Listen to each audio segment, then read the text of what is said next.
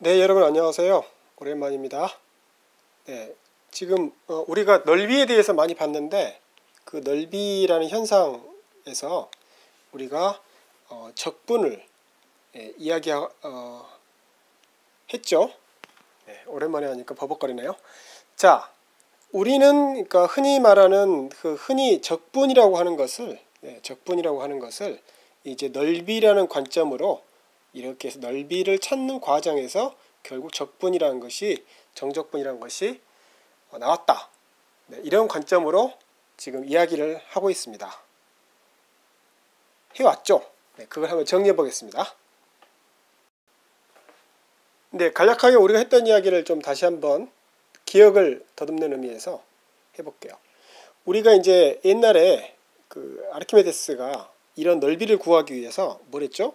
그렇죠. 이 안에다가 아르키메데스뿐만 아니라 그 당시 사람들이 아주 옛날 사람들이 이렇게 이런 식으로 안에다가 만든 다음에 이제 얘를 다시 또 반으로 줄이고, 그러니까 반으로 줄인다는 말은 이 정円각형을 정이円각형으로 계속 쪼개간다는 말이죠.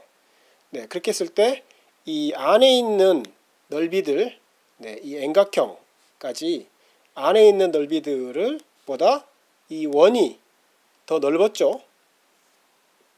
마찬가지 방식으로 바깥에다 하더라도 이것을 외접하는 정円각형, 저희는 이제 이런 식으로 제가 썼는데요. 네, 이렇게 해오는데 이게 만약에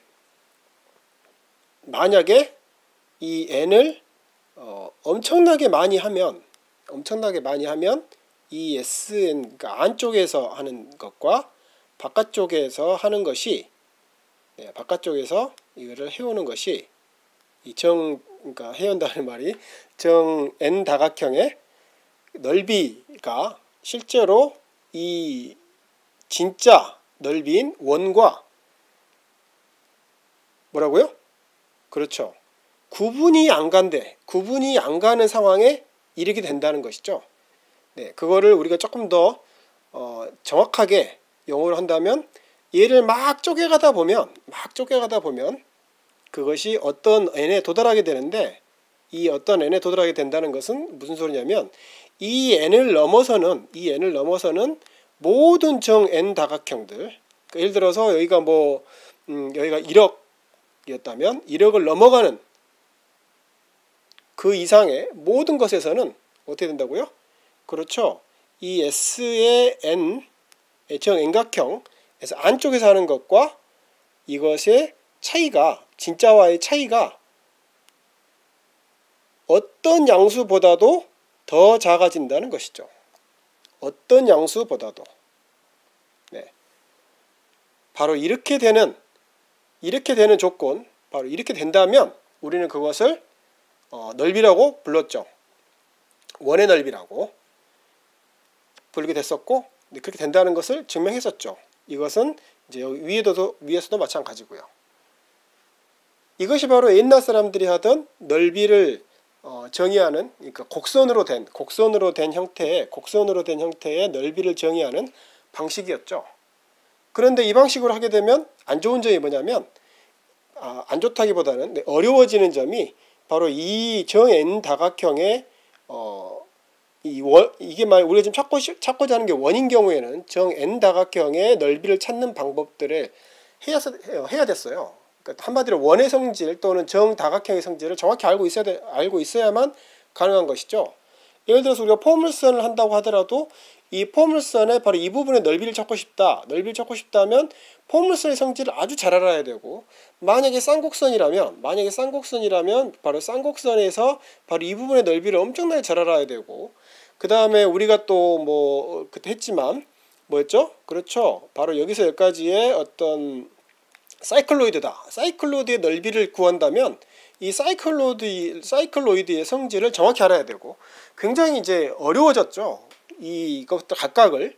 근데 이걸 깨는 바로 아주 과감한 생각이, 아주 위험하지만 과감한 생각들이 나오기 시작했는데, 그게 뭐냐면 이것들을 하나의 어떤 선분들의 합으로 보겠다는 거예요. 아주 위험한 생각이죠. 선분들은 넓이를 갖지 않는데 그것들을 무한히 더하면 바로 넓이가 갑자기 나타난다는 이상한 생각들이죠. 이것도 마찬가지고요. 네, 이런 식으로 한마디로 막대기들의 그러니까 그냥 막대기가 아니고 완전한 막대기는 아니고 선분들의 합으로 보겠다라는 아주 위험한, 그렇지만 아주 매력적인, 그래서 계산을 엄청나게 편리하게 하는 그런 방법이 나왔죠. 그걸 이제 까발리에르랄지 그 전후의 사람들이 했는데요.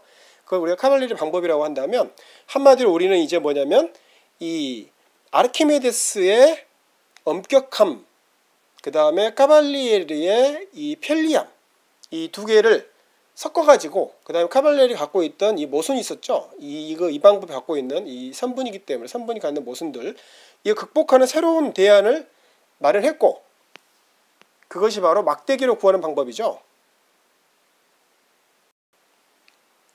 네, 막대기 방법이 뭐였죠? 네, 막대기 방법이 뭐냐면, 네, 그 이야기를 하려면 일단은 가져고요. 네, 하나씩 제가 적응을 하는 시간이 필요합니다. 네, 막대기 방법이란 건 뭐냐면 이제 이런 식으로 만약에 우리한테 원이 있다면, 뭐 이런 식으로 원이 있다면, 자, 원이 있다고 해보죠. 원이 있다면 요것들을 막대기로, 이런 바로 선분들이 아니라 바로 이런 막대기들의 합으로 보겠다는 거죠. 일단은 이걸 n조각을 내 가지고 n조각을 내서 이것들의 막대기들의 합으로 보겠다는 거예요. 막대기들의 합을. 그러면 당연히 여기 안에 있는 막대기들이 나올 거고, 그 다음에 막대기라니까 좀 수학적이지 않아서 조금 천박해 보인 그럴 수도 있겠네요. 저는 전혀 아닌데 아무튼 괜찮죠? 자, 막대기 방법으로 이런 식으로 해가겠다는 거죠. 막대기로. 이거 바깥에 있는 것들, 네, 바깥에 있는 막대기들, 네, 이렇게 바깥에 있는 막대기들의 합. 네, 그래서 일단은 이게 넓이가 있는 존재로 일단 인식하겠다는 거예요. 네, 이렇게 함으로써 이제 까발리에르가 갖고 있던 위험한 생각에서는 조금 벗어나게 되는 거죠. 일단은. 그래서 이런 막대기들을 바로 이 부분을 델타 x라고 하고, 네, 이 부분을 우리가 바로 이 부분을 뭐 f의 뭐 x의 뭐 i번째라고 한다면, i번째 막대기라고 한다면 그의 높이, 네, f를 쓰면 안 되겠군요. 지금은 우리가 f를 쓸 때가 아직 아니죠. 네, 그렇다면 요거를 델타 y라고 해보죠. 한번 y라고. 그때 그 델타 y라고 하지 말고 그냥 y라고 해보죠. 그 당시에 이 델타 x가 밑변일 때 바로 그때의 y. 네, 이것도 그러면 i 번째라고 해보죠. 왜냐하면 첫 번째 막대, 두 번째 막대, 세 번째 막대, 네 번째 막대 하니까 얘는 i 번째 막대. 그렇다면 이거의 바로 i 번째 높이라고 해보죠. 그렇다면 이 i하고 이 i의 높이하고 이 밑변에 바로 요것들의 곱, 네, 자꾸 x가 여러 개 있으니까 마음에 안 들지만 일단은 제가 좀 버벅거리더라도, 네, 이거 한 다음에 이것들을 다 더하겠다는 거죠. 다 더하겠다는 거예요. 뭐를? i를 1부터 해서 차근차근 더하겠다는 거예요. 네, 이거를 우리가 sn이라고 불러보죠. 일단은 이게 어떤 경우는 이제 밑에 있고 어떤 게 위에 있겠지만 잠시 그 이야기는, 그렇게 엄격한 이야기를 잠시 미루고, 그 다음에 이걸 그러니까 부분합이라고 해봐요. n개로 쪼갠 것들의 합. 근데 이때는 당연히 이 실제 원의 넓이하고는 차이가 나게 되죠. 바로 이거 부족하거나 넘치거나 이렇게 하게 되죠. 그렇죠? 근데 만약에 이게 우리가 원하는 대로, 우리가 바라는 대로 이렇게 될 수만 있다면, 어떻게 될 수만 있다면, 그렇죠, 어떤 n이 있어가지고, 어떤 n 제로가 있어가지고 이 n 제로를 넘어서는 것부터서는 한마디로 이 쪼개기, 일정한 쪼개기, 어떤 쪼개기에 있어서 그 개수만큼보다 더 쪼갠 것들, 더 쪼갠 모든 것들에 대해서는 이 sn이 뭐 위에건 아래건, 네, 뭐 부족하건 조금 넘치건, 바로 그것들의 합이 바로 이것들이 어떻게 된다고요? 그렇죠. 이것들이 진짜로 어떤 양수보다도, 임의의 어떤 양수보다도, 그래서 어떤 양수든 상관없어야 되니까, 네, 어떤 양수보다도 어떻게 돼요? 하더라도 이것들이 진짜로 구분이 안 간다면, 한마디로 어떤 양수보다 더 작다는 소리는 한마디로 이 S의 이 부분합, 이 막대기들의 합과 실제 우리가 구하고자 하는 이 원의 합이 구별이 안 가는 거죠. 구분할 수 없는 지경에 이르게 된다면 우리는 그거를 뭐라고 부르겠다? 네, 같다고 부르겠다 하고, 네, 그 다음에 요거를 같다고 부르겠다고 한 게 아니고, 네, 바로 요거를 뭐라고 부르냐면 SN 뭐 위아래를 뭐 그냥 이렇게 써보죠. 이제 좀 약간 무식한 표현이지만 네, 좀 무식하기 때문에 자 이거는 이걸 S라고 쓰겠다라는 것이죠. 바로 이것은 바로 이 표현은 바로 이 뜻이다. 이 뜻이다. 네, 그 다음에 요거를 이제 요걸 찾아가는 이렇게 막대기로 찾는 방법을 우리가 뭐라고 불렀죠? 그렇죠. 구분구적이라고 불렀죠. 그래서 요걸 조금 더 이제 바로 이 부분하고 섞어서 보면 바로 이 부분하고 어떤 부분이죠? 바로 이 부분과 이 부분을 섞어서 보면 이제 모든 게 분명해지죠. 그렇죠? 그게 뭐예요? 그게 바로 이 SN 자리에다가 요걸 쓰고 네, 이 자리에다가 요걸 쓰는 거죠. 좀 더 이제 이것들에 대해서는 조금 더 우리 자세히 말해야겠지만 일단은 대충 말하자면 바로 이 부분에다가 이게 들어오면 네, 바로 이렇게 이해한다. 그 다음에 이렇게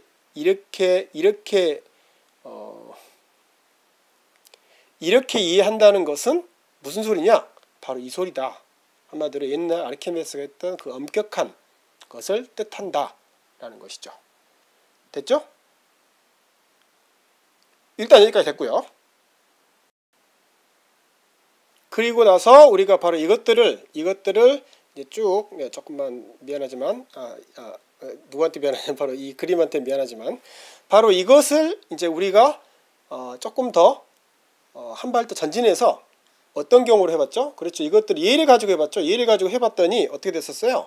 그렇죠. 이것들을 이제 예를 들어서 뭐 이런 식으로 어떤 이제 함수라고 어떤 함수들이라고 했을 때 네, 어떤 함수 값이 주어졌다고 했다면 이번에 똑같은 아이디어가 적용된다면 이번에도 역시 막대기로 쪼개기 방법을 쓴다. 그리고 이것이 A부터 뭐 B까지여서 처음에는 어떤 식으로? 네, 그렇죠. 이런 식으로 네, 지금 펜을 지금 열심히 제가 바꾸고 있습니다. 바로 이렇게 바로 여기 안에 있는 막대들 네, 이게 지금 뭐 여기 안에 있는 막대들이죠. 꼭 안에 있는 막대를 하긴 좀 어려워요. 왜냐하면 네, 일단은 자, 이 그림으로 일단 안에 있는 막대들의 합 네, 과 그 다음에 밖에 있는 막대들의 합, 이것들의 합, 네, 이것들의 합의 차이. 그러니까 두 개의 차이라는 것은 결국 뭘로 드러나겠어요? 그렇죠. 두 개의 차이라는 것은 결국은 뭘로 드러나냐면 바로 이것으로 드러나죠. 이것으로. 네, 이것이 뭐냐면 제가 지금 펜을 열심히 바꾸고 있으니까 조금만 기다려 보세요. 네, 바로 뭐냐면 바로 이 부분이죠. 바로 이 부분의 차이들 여기 바로 요것들. 바로 요것들이죠. 요것들. 예. 바로 이 부분의 차이들의 합이. 그래서 얘를 다시 써보면 바로 이 네모들의 합이. 네모들의 뭐 이런 식으로 많이 뭐 이렇게 돼 있겠죠. 이렇게 놓고 잡고 이거 네, 마음에 안 드는데. 이 그림 같으면 이제 이런 식으로 있겠죠. 이런 식으로. 네, 이런 식으로 뭐 이렇게 있는 이런 것들의 합이 자꾸 S를 자꾸 많이 쓰니까 S를 쓰지 말고 네, 이것들의 저 시그마가 네, 이것도 하면 안 들고 네, 그냥 하죠. 네, 그냥 다 지우고 네, 뭐냐면 바로 이것들의 합이 네, 이것들의 합이 바로 0으로 가야죠. 어떤 경우에? 그렇죠. n을 우리가 무한히 잘게 쪼개면 0으로 수렴하기만 한다면 그렇다면 우리가 했던 바로 이 표현은 결국 뭐가 되어버리냐면 이게 되는 거죠. 이 y 대신 fx를 써주면 바로 우리가 이 fx에서 뭐 i번째 i는 여기서 지금 뭐 어떤 경우 약간씩 다르지만 안에 있는 막대냐 밖에 있는 막대냐에 따라서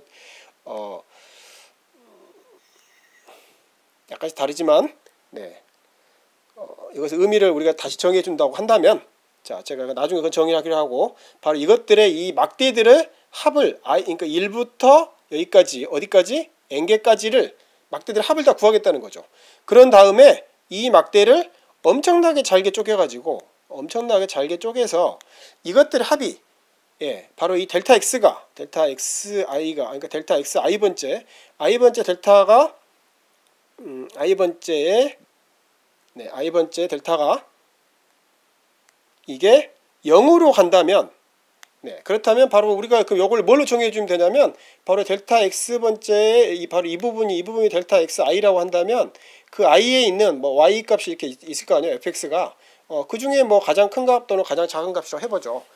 그것들이 이게 0으로 간다면 그것들은 같아질 거니까 우리 직관적인 의미로 네, 엄격하게 하려면 엄격하게 하지 않고 직관적으로 네, 그 부분까지는 네, 그렇다면 그 같아질 거니까 바로 그 사이에 있는 어떤 값이라고 해보죠. 바로 이 값.